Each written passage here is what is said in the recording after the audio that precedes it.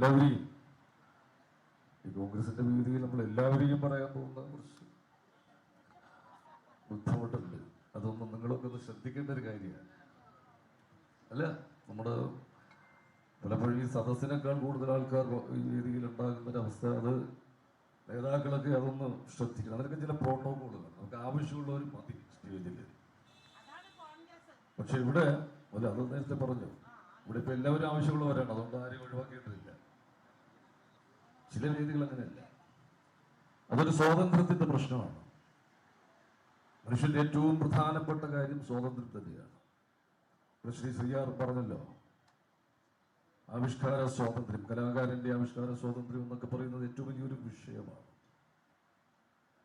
ഇതൊരു രാഷ്ട്രീയം സംസാരിക്കാനുള്ളൊരു വേദിയല്ല എന്ന് ആമുഖമായിട്ട് അദ്ദേഹം പറഞ്ഞതുകൊണ്ട് ഞാൻ രാഷ്ട്രീയം ഒന്നും കൂടെ പറയുന്നില്ല. അതിനല്ല വന്നത് ഞാൻ.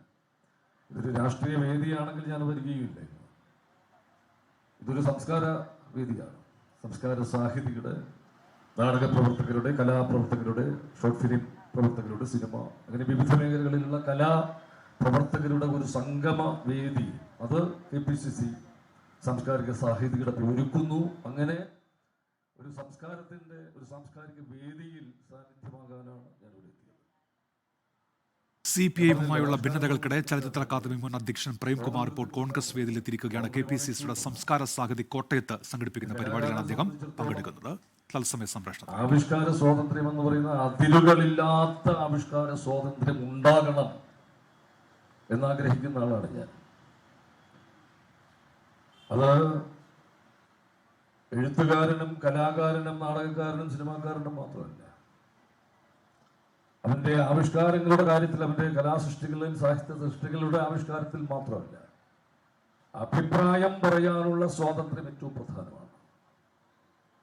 ഒരു വ്യക്തിക്ക് അവന് പറയാനുള്ള അഭിപ്രായങ്ങൾ അതൊരു രാഷ്ട്രീയത്തിന്റെയോ ജാതിയുടെയോ മതത്തിന്റെയോ ഒരു ചട്ടക്കൂടുകളിലും ഒതുങ്ങാതെ നിർഭയമായി, സ്വതന്ത്രമായി അഭിപ്രായം പറയാനുള്ള സ്വാതന്ത്ര്യം അതേറ്റവും പ്രധാനമാണ്. ഇവിടെ ഞാൻ ഈ കോൺഗ്രസ് വേദികളെ കുറിച്ചൊരു അത് പറഞ്ഞു വന്നില്ല, ഭംഗിതരോട് ഞാൻ പറഞ്ഞതാണ്. നെഹ്റുവിന്റെ ആശയങ്ങൾ പിന്തുടരുന്ന ഒരു പ്രസ്ഥാനമാണ് കോൺഗ്രസ് എന്ന് പറയുന്നത്. നെഹ്റു പുതിയ തലമുറയൊക്കെ അദ്ദേഹത്തെ എത്രമാത്രം അറിഞ്ഞിട്ടുണ്ട് എന്ന് സംശയമുണ്ട്. നമ്മുടെ രാഷ്ട്രശില്പി എന്നൊക്കെ നമ്മൾ വിശേഷിപ്പിക്കും അദ്ദേഹത്തെ. പക്ഷെ ഇത്രയും ദീർഘവീക്ഷണമുള്ള ഒരു ലോക നേതാവ് നമുക്ക് അങ്ങനെ അധികമൊന്നും ചൂണ്ടിക്കാണിക്കാനില്ല. നെഹ്റുവിന്റെ വ്യക്തിത്വം എന്ന് പറയുന്നത്, ഗാന്ധിജി അത് മറ്റൊരു മഹാമേരു. നെഹ്റു ഈ ലോകത്തെ അറിഞ്ഞ, ഇന്ത്യയെ അറിഞ്ഞ,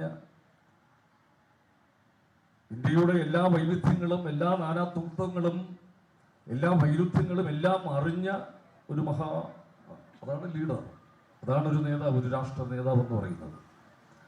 അദ്ദേഹത്തിന്റെ ഒരു വീക്ഷണം, അത് മതേതര സങ്കല്പത്തെ കുറിച്ചാകട്ടെ, ജനാധിപത്യത്തെ കുറിച്ചാകട്ടെ, സോഷ്യലിസത്തെ കുറിച്ചാകട്ടെ, അദ്ദേഹത്തിന്റെ കാഴ്ചപ്പാടുകൾ അത് തന്നെയാണ് ഇന്നും രാഷ്ട്രശില്പി നെഹ്റുവിന്റെ വീക്ഷണങ്ങൾ തന്നെയാണ് ഇന്ത്യയെ ഇന്നും മുന്നോട്ട് നയിക്കുന്ന ഒരു ഊർജ സ്രോതസ് എന്ന് ഞാൻ പറയും.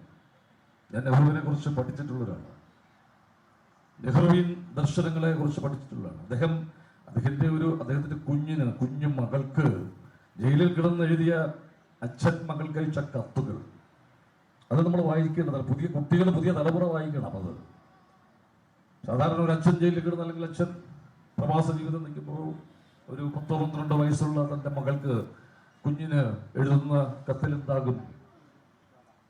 ഭക്ഷണം കഴിച്ചോ, എങ്ങനെ ഇരിക്കുന്നു, സുഖമാണോ, അല്ലെങ്കിൽ നന്നായി പഠിക്കണം, വീട്ടിൽ വഴക്കുണ്ടാക്കരുത്, ഇങ്ങനെയൊക്കെയുള്ള ഉപദേശങ്ങളുടെ ഒരു വലിയ ഒരു ലിസ്റ്റായിരിക്കും പലപ്പോഴും. പക്ഷെ നെഹ്റു തന്റെ മകൾക്ക് എഴുതിയ കത്തിൽ അദ്ദേഹം ഈ ലോകത്തെക്കുറിച്ചുള്ള സമഗ്രമായ അറിവ്, ഇന്ത്യയെക്കുറിച്ചുള്ള സമഗ്രമായ അറിവാണ് തന്റെ മകൾക്ക് പകർന്നു നൽകിയത്. ഇന്ത്യയുടെ എല്ലാ വൈവിധ്യങ്ങളെക്കുറിച്ച്, സാംസ്കാരിക വൈവിധ്യങ്ങളെക്കുറിച്ച്, മതങ്ങളെക്കുറിച്ച്, ഇന്ത്യയിലെ വിവിധങ്ങളായ എല്ലാ വൈവിധ്യങ്ങളെക്കുറിച്ചും, വൈരുദ്ധ്യങ്ങളെക്കുറിച്ചും, രാഷ്ട്രീയത്തെക്കുറിച്ചും, പരിസ്ഥിതിയെക്കുറിച്ചും, ജനാധിപത്യത്തെക്കുറിച്ചും എല്ലാം എന്റെ കുഞ്ഞത് എത്രമാത്രം ആ ഒരു പ്രായത്തിൽ ഉൾക്കൊള്ളും എന്നത് അല്ല, അതിലൊക്കെ അപ്പുറം ആ കുഞ്ഞു മനസ്സിൽ ഇന്ത്യയുടെ ഒരു മുൻ ചലച്ചിത്ര അക്കാദമി ചെയർമാൻ പ്രേംകുമാർ ഇപ്പോൾ കോൺഗ്രസിന്റെ സംസ്കാര സാഹിതി വേദിയിൽ സംസാരിക്കുകയാണ്. ലോകത്തെവിടെയായാലും ഏത് സമയത്തും 24 വാർത്തകളും ഓഗ്മെന്റഡ് റിയാലിറ്റി പാക്കേജുകളും എക്സ്പ്ലെയിനറുകളും വിശദമായി കാണാൻ ഞങ്ങളുടെ യൂട്യൂബ് ചാനൽ നിങ്ങൾക്ക് സബ്സ്ക്രൈബ് ചെയ്യാം.